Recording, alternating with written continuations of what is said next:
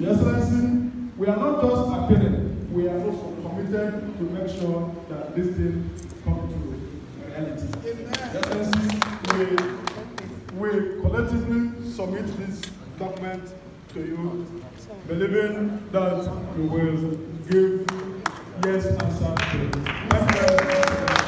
Thank you.